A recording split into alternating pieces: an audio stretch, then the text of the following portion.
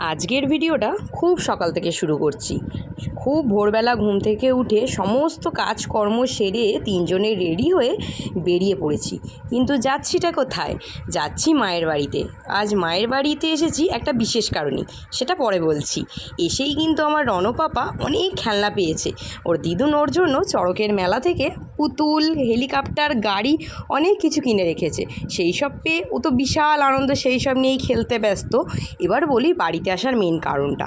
এর আগের ভিডিওতে যে তোমরা দেখেছিলে আমার এক বোনের আইবুড়ো ভাত হচ্ছিল, তো সেই বোনেরই আজ আমাদের বাড়িতে আইবুড়ো ভাত দেওয়া হবে। মা ওকে আজ আইবুড়ো ভাত দেবে, সেই জন্যই সকাল সকাল চলে এসেছি।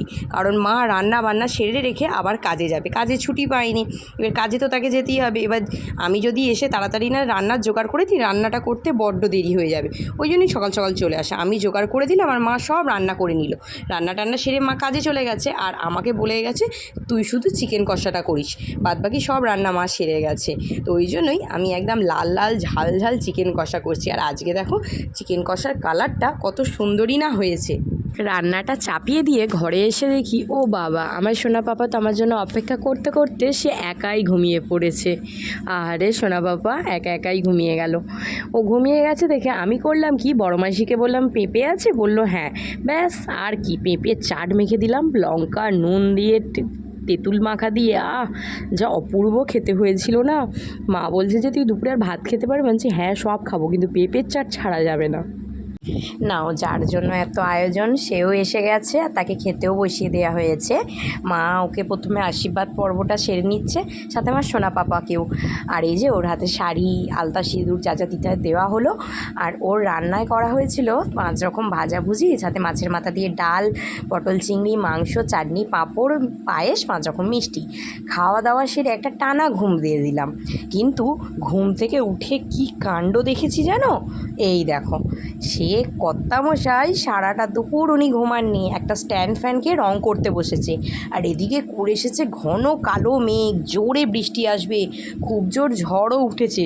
কিন্তু ওনার কাজ বন্ধ নেই, উনি একবার যেহেতু ঠিক করেছেন যে এই কাজটাকে করব, উনি না করে ওখান থেকে উঠবেন না। ওনাকে উঠানো যাচ্ছে না, বলছি ঝড় উঠেছে চলো ঘরে চলে চলো। যাই হোক ঘরে আনা হলো। আর এখানে তো একটু হাওয়া দিল কি দিল না, কারেন্ট চলে যায়। ব্যাস কারেন্ট চলে যায়। ওই অন্ধকারে উনি কাজটাকে কমপ্লিট করেছেন, তবে ছেড়েছেন, সমস্ত ফিটিং করেছেন। যাই হোক এরপর বৃষ্টি আসে খুব জোর। এবার আমাদের বাড়ি যেতেও দেরি হয়ে যায়। কারেন্টটা আসার পর আমরা সবাই মিলে রেডি হয়ে নিলাম যে বাড়ি বেরোতে। এবার খুব জোর বৃষ্টি হচ্ছিলো, আমরা ওর জন্য আটকেও গিয়েছিলাম, প্রায় 1.5-2 ঘন্টা বসেছিলাম, শুধুমাত্র কারেন্ট নেই আর খুব জোর বৃষ্টি হচ্ছে এই কারণে। কারণ বাড়িও যেতে হবে, বাড়িতে ওদিকে আমার ঘরেও জল পড়ে, যে বৃষ্টিতে ভিজে যাচ্ছে ঘরটা, কি হচ্ছে কি জানি। চলো বাড়ি যাই এবার। ঝড় ঝাপটা সব সামলে বাড়ি তো চলে এলাম কোনো মতে। বাজে 8:15, বাইরে এখন একটু বৃষ্টিটা থেমেছে। বাড়িতে থেকে সবসময় ভয়ে মরছিলাম যে আমার ঘরটার কী অবস্থা হচ্ছে, কারণ আমি তো জানি আমার ঘর থেকে অ্যালবেস্টার ভেতরে জল পড়ে পুরো ঘর ভেসে যায়, গামলা পেতে রাখতে হয়, থলে পেতে রাখতে হয়, কিন্তু সেসব তো কিছু করে যায়নি। খালি আমি বলে যাচ্ছি ওকে এক কথা যে আমার ঘর ভেসে গেল, আমার ঘর ভেসে গেল করতে করতে। আর বাড়িতে এসেই দেখি পুরো, দেখবে এই দেখো এইসব জায়গাগুলো ফোনে বোঝা যাচ্ছে না ঠিক, কিন্তু এইগুলো পুরো জলে জল গড়িয়ে পুরো ওই আলমারির তলায় চলে গেছে। ওই যে ওই যে জল দেখা যাচ্ছে, এই যে ওইখান থেকে জল গড়িয়ে, এইখান থেকে গড়িয়ে সব পড়ে ভেসে গেছে। বারান্দা তো সেম এক কেস, এই যে এইখান থেকে জল পড়ে এই বারান্দাও ভেসে গেছে একবারে। কি অবস্থা, যেটার ভয় পাচ্ছিলাম ঠিক সেটাই হলো। হ্যাঁ জলে জলাময়, এইগুলো পুরো বোঝা যাচ্ছে না ফোনে একটু, কিন্তু পুরো জলে ভেসে গেছে একবারে।